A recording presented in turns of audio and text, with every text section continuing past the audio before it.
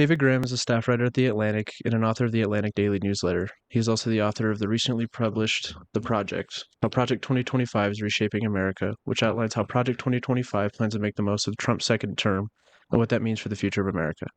Today, I'm joined by David to discuss all of this and more. David, thanks for being here today. I really appreciate you taking the time. Oh yeah, my pleasure. Yeah, so I know I kind of just gave you like a really brief intro, but for people who are not familiar with your work, could you kind of provide like a brief background, like how you got into politics, your background in writing, and why ultimately you decided to write the book? Yeah, I mean, I was kind of a obnoxious, politically active kid. My parents would like drag me along to political rallies and stuff. And then I thought I was done with that. I got really into journalism, but graduated into the Great Recession. Um, Mhm. and so I thought I was going to be a business reporter because that was one thing that was going on, and then sort of stumbled into political writing at Newsweek in the 2010 election. And I've basically been doing that ever since, writing about politics, mostly online for magazines. And so in my current role, I basically get up every morning, try to figure out what the most interesting or important story of the day is, and make sense of it in about 800,000 words and into people's inboxes by the end of the day. And then I write about some other topics as well. And most of that tends to be about national politics, but I try to get some other stuff in there as well. Sure. And then Project 2025 kind of made a firestorm in the build up to the 2024 election. What compelled you to ultimately just sit down and research it and kind of write a primer for people to understand it? I had learned about Project 2025. Again, I don't remember when I first came across it, but I first spent a decent amount of time with it in the summer of 2024 when it became part of the campaign. And at the time, you get reports like this written by think tanks on both sides every 4 years, and so I thought it was one of those. And I sort of read about specific policies since I was writing about them. Um, and then it kind of faded.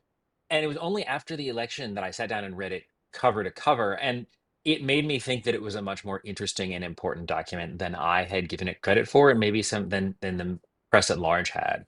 I think, there were a couple things that really stuck out. One was, first of all, how it wasn't just a list of policies, but it was a really well thought out strategy for how to implement those things. And the second thing was it was in service not just of a sort of policy agenda, but of this broad social view and worldview that they wanted to institute. And so I thought, given the influence that these people appear to be about to have on the Trump administration, it was worth exploring that in more detail. Of course, then I finished the book and had to wait and see if they would actually do it. And they have done a ton of it. So that was it was a little bit of a nerve-wracking few days there while I waited to see if they'd actually do it.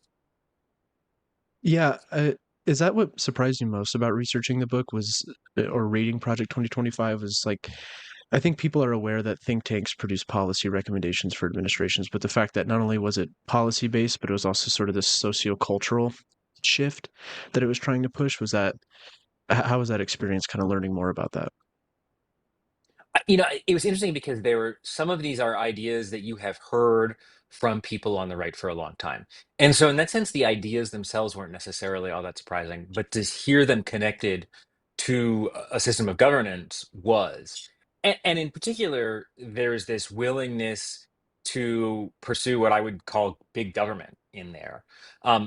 We have seen conservatives have these views that they want and also have a view of government, which is a more limited view, and here you saw a much more aggressive view of government married to those things, which has allowed them, I think, to be really effective in doing a lot of these things, um, and also made it sort of more radical and more revolutionary than the typical policy plan.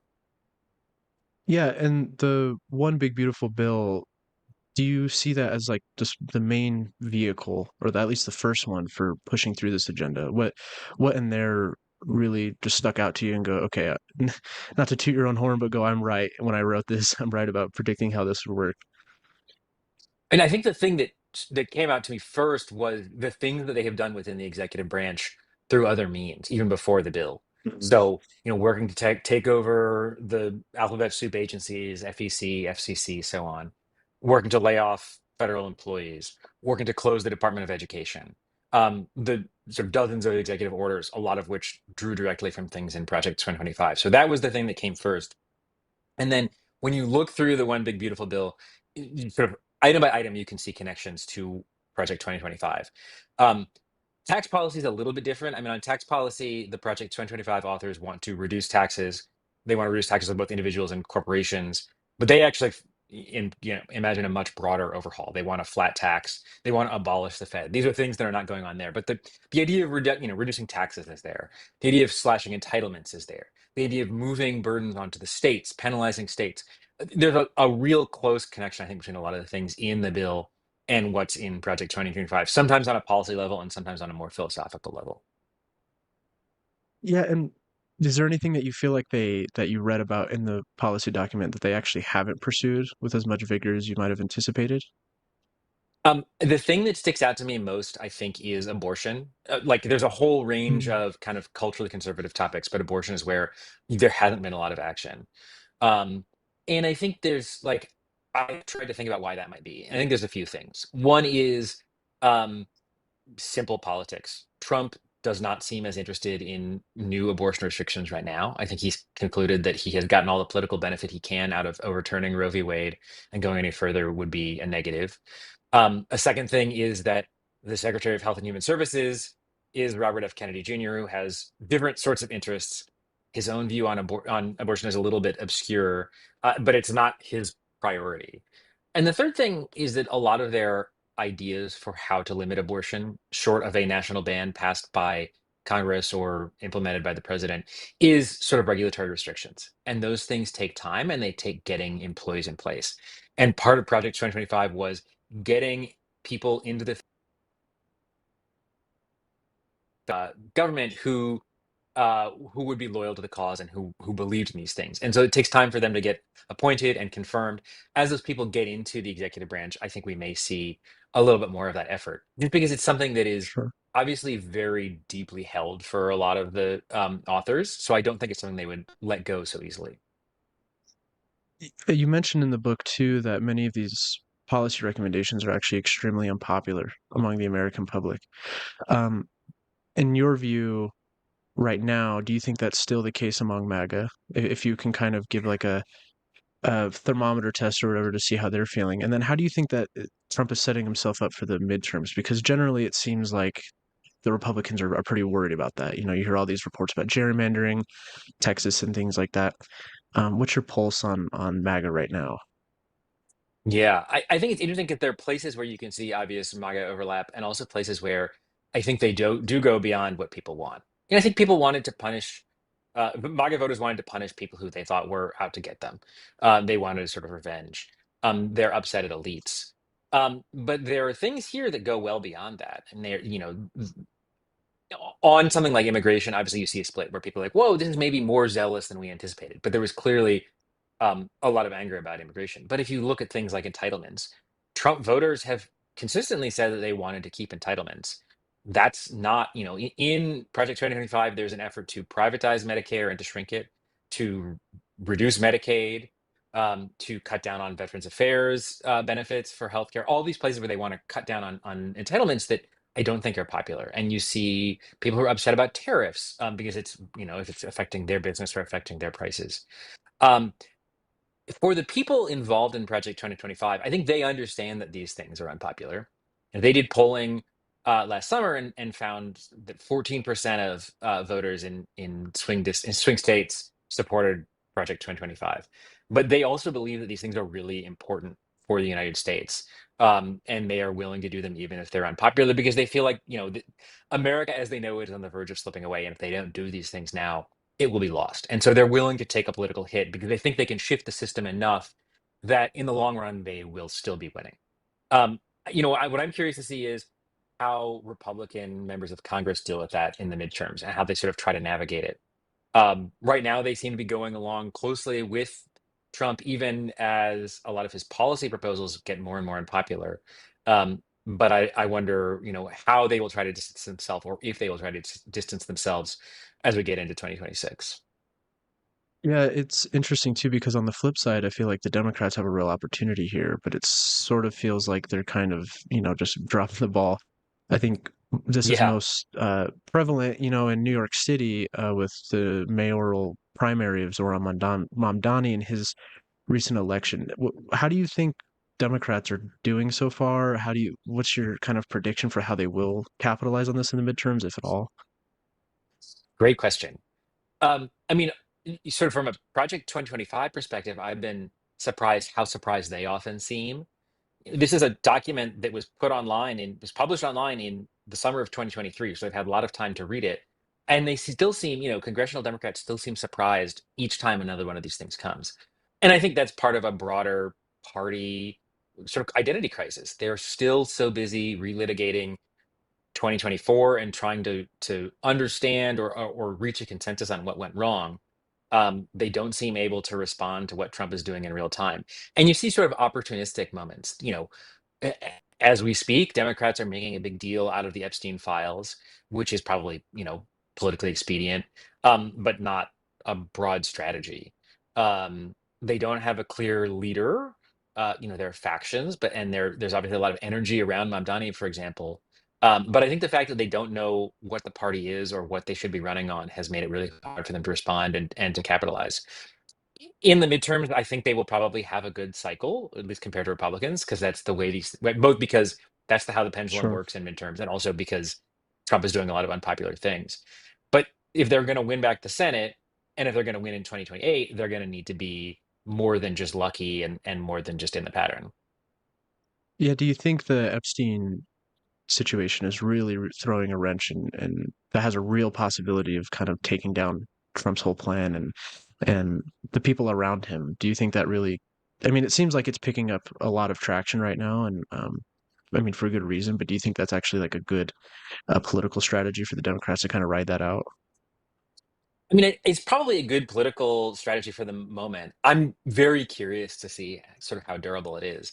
And when, what is it, 7, 8 days ago, whatever, when this started happening, my initial response was, oh, sure, we've seen stories like this, and the press expects there's going to be a big schism between Trump and his base, and it never happens. And it's been much more durable already than I expected.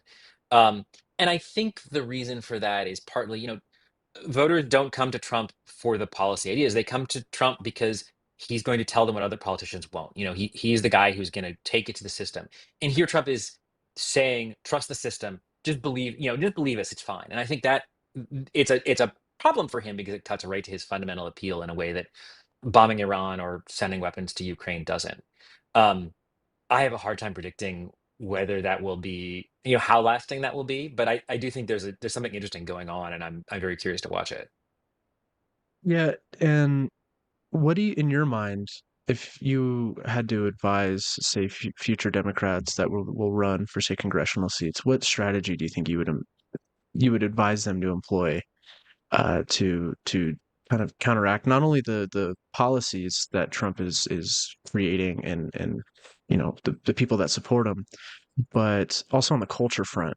Because I think that's where Trump won big time. Is obviously there's this huge gap between what he says and the actual policies, and I am struggling to see how the Democrats can sort of bridge that. I don't know what your thoughts on that are. Yeah, I mean, I think there's a couple things that I'd say. One is if people are worried about the sort of power grab that we see from Trump as part of Project 2025, um, the thing that's really necessary, and I think this is a nonpartisan thing, is to re-empower Congress. So much of the idea in Project 2025 is Congress has stopped doing its job, and instead of let's fix that, they say therefore we're going to give a lot of power to the president. So if you're worried about these things, what we need is a functioning Congress that can act as a counterweight to the president, regardless of what party members of Congress are and what party the president is. And we really don't see that. And I think that takes some structural reforms, but it's important.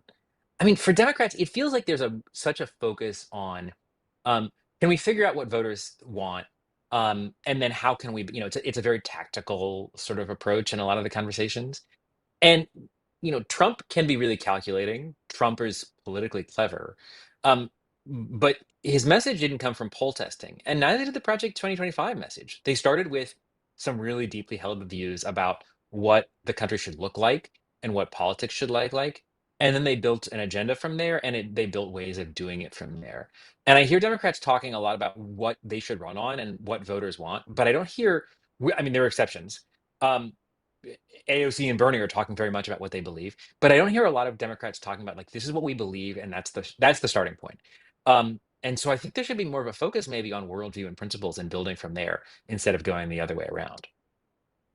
Yeah, I absolutely agree. I think, a couple months ago I interviewed the historian Greg Grandin, and he said that's the thing. To counter fascism, you have to offer an alternative vision, and I just don't see that really happening. Do you think that the Democrats should really double down on the progressive wing in their party? I mean, that's what seems to really be kind of resurgent right now. Do you think that's a good strategy?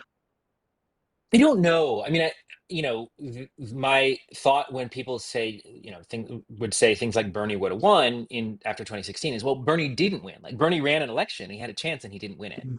Um, I think what Bernie and Ocasio-Cortez and Mamdani have is I'm not sure how many voters are parsing through their platforms, but they're seeing authenticity. These are people who have something they believe in, and they're running for it, and they're offering a vision.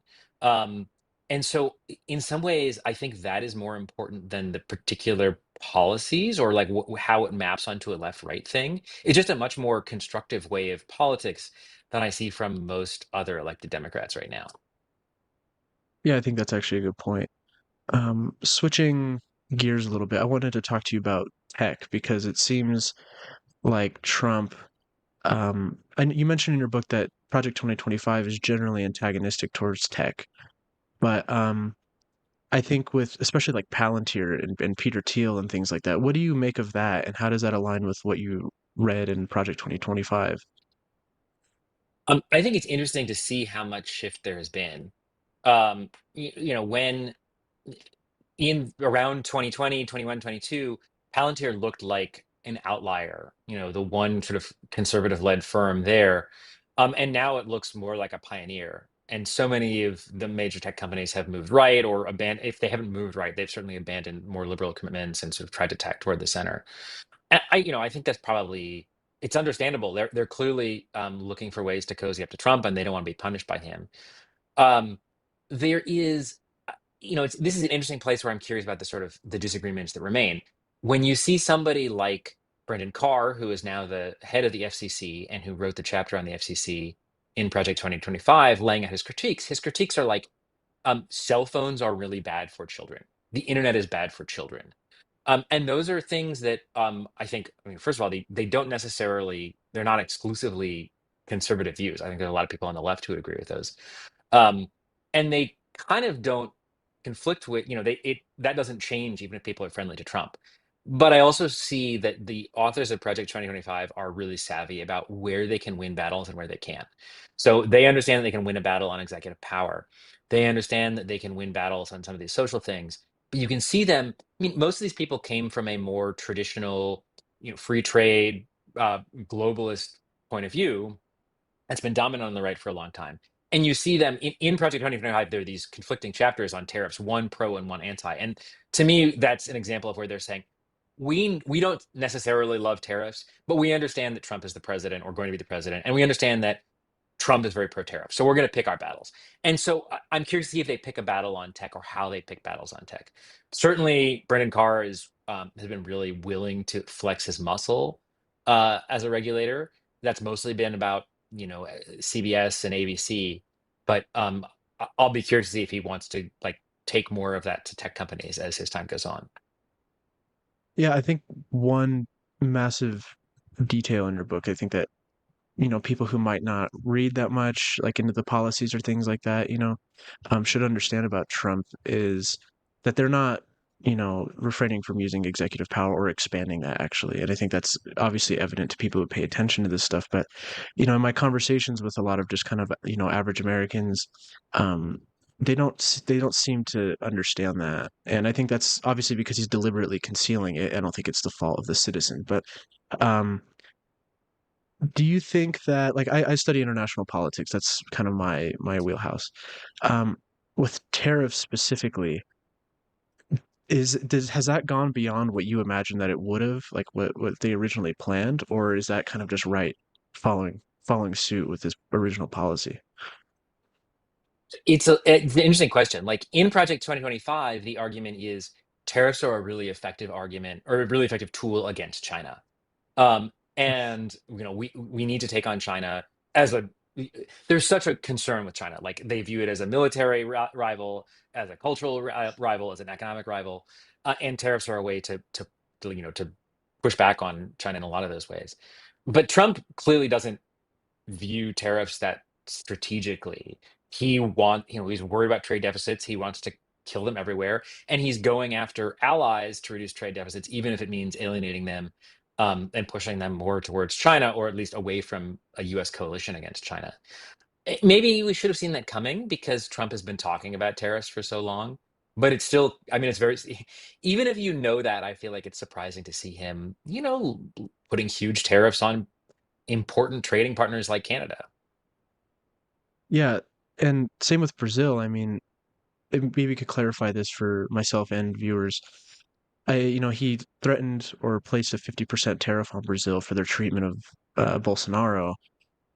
That's clearly in what I think most Americans would understand to be an abuse of that executive authority. I Right. mean, just blatantly, right? So I don't know. I think that a lot still, especially with China, they have the rare earth card. There's a lot of things going on there. So I think we have to just kind of wait and see. Uh, Well, and I Another mean that's an interesting. example. Oh, Like yeah, that sort of abusive use of tariffs, and executive power is interesting. Like tariff power belongs to Congress, but for that yep. to be the case, Congress has to do something. And what we see is Congress is just not that interested in acting as a brake on Trump. They're willing to cede a lot of power to him. This week, I believe maybe it was last week, we saw John Thune in the Senate saying they were going to hold off on sanctioning Russia because Trump said he would do it. I mean, these are places where like this is the role of Congress, but if Congress doesn't do it, it makes it a lot easier for the president to take on power that he hasn't held in the past. Sorry, I didn't want to cut you off. No, no, you're fine. Um, Another interesting thing I've been thinking about is post-Trump. So even if he, really just says I don't care anymore and runs for a third term, or just takes the third term, he's going to be very old, and I don't know what his longevity, holds for him. Does do you see Project 2025 being a sort of, obviously they'll update it for the future, but do you see this sort of cultural takeover and this executive power grab? Do you see that as sort of a permanent staple of Republican politics, or is that specifically just designed for Trump? Because I mean, you still have people like J.D. I think Vance in the party and things like that. right. I think they would like it to be. And they published this before Trump was the nominee, and even at a time when it wasn't clear Trump would be the nominee. I don't think they would have been as successful as they have without Trump. I think Trump was sort of uniquely able to push a lot of these things through, uniquely able to build Congress in a way that I don't think a President DeSantis would have been able to do. And so that's helped them on a lot of the executive power grab stuff. But I think they see Trump to a great extent as a tool, as a vessel to getting these things done. And they're thinking 10, 20, 30 years down the road in what they're doing. Um, of course, that's easier said than done. Does JD Vance have the kind of political charisma to carry that on? I'm not sure, but he's clearly very bought into this kind of idea. There's certainly a lot of the pro-natalist stuff. He's close to Kevin Roberts, who is the head of Heritage, which convened this. Um, and I also think that a lot of the changes that they're trying to push through, changes to the federal civil service or changes to control of regulatory agencies, all these things are going to, they're going to be really long lasting. Even if they're built on executive orders, they're not going to be things that are going to be easy to put back, even if a Democratic president wanted to do that. So I think they have, in some ways, permanently changed the shape of federal government, and I think they hope that they can push things that way further into the future. I think that's very relevant. I think people should need to start thinking ahead too, to that, because I mean, I saw JD Vance the other day post a picture, it was yesterday or something, wearing a 2028 hat, Trump 2028, and I just was just like, oh my God. To you know, to play devil's advocate a little bit, is there anything that you actually like about Project 2025 that you think actually would be good to institute in America? Yeah, there's actually a bunch of things. And like this is one of the things that I found surprising was I would be reading and there would be things that I thought were totally radical right next to things that I thought were totally, common sense good ideas. Um I think, one of the places that's most interesting to me is some of the family policy ideas. So for example, Vance has argued for grants to family members to do childcare in the home, which probably means mothers and grandmothers, but doesn't necessarily. But there's another idea in here, which is you should have childcare at work. Daycare should be run out of employers so that parents can be closer to their children. It makes it easier for everyone involved. It improves family stuff. That's great. They also argue, for example, that all workers should have a Sabbath to be with their family or be paid time and a half. It's a religiously phrased idea, but I think that's something that a lot of people agree. Everyone should have time off to be with their family. They suggest that all expectant mothers should have a doula, birth coach available to them, which is an idea I associate with the crunchy left. Um, there's a bunch of those little ideas. I think if you look into the labor policy ideas, there's ideas about how they're not exactly pro-union per se, but there's ideas about how to empower workers more and to shift more of a balance of power to workers in the workplace. I think that stuff is really interesting. Um, and then there's stuff, I mean, there are ideas on the sort of the Pentagon budget and procurement process that I had to learn about. And a lot of those ideas I think are good, and also fairly bipartisan. There are ideas, for example, limiting the regulatory revolving door, as people call it, between regulators, particularly in the pharmaceutical sector, and companies. I think that's a really good idea. I think that's another thing that would appeal to a lot of people on the left, and probably also to the sort of MAHA people. So yeah, I think there's some good and valuable ideas in here. And the other thing that I think I just admire as a piece of political strategy is the way that they thought not just about what they wanted to do, but how they wanted to do it, and made really strong plans for achieving their goals. Yeah, Democrats should take notes, honestly. Yeah. So, I mean, it was extremely successful. Just to kind of close here, are you optimistic about the next few years? Like, how are you feeling personally, knowing being someone who has spent so much time kind of being embedded in this process, or are you just kind of a pessimist? I think I think it's a scary moment. I'm very worried about freedom of the press. I'm very worried about general government power. I'm worried about, authoritarianism and centralization of power in the executive. And I see a lot of signs of, I see institutions doing a pretty bad job of responding to that, whether that's in education or in private industry. My assistant is here. Um, but I, uh, but I see the general population pushing back on a lot of things. I think the No Kings protests were striking for their size and for the fact that they were not connected to the Democratic Party or any like clear movement. Um, if you look at opinion polling, there's a lot of opposition. So I think people are understanding some of these changes and understanding the problems with them, and are ready to push back. But I just don't know what will be left of the federal government when Trump is done with it. And so I think that people need to start thinking about, not how to put things back to the way they were, but what another vision would be. And that idea that we could forge a strong, a really strong society, with strong protections and equitable growth, is something that gives me a little bit of hope. But I think that the next few years are going to be a rocky ride. Yeah, I couldn't agree more. Well, that's all I got for you. Thank you so much for taking the time to meet with me today, and I'm sure everybody on our campus and in our community will really appreciate your work. So thank you so much. Oh yeah, my pleasure. I appreciate this great conversation.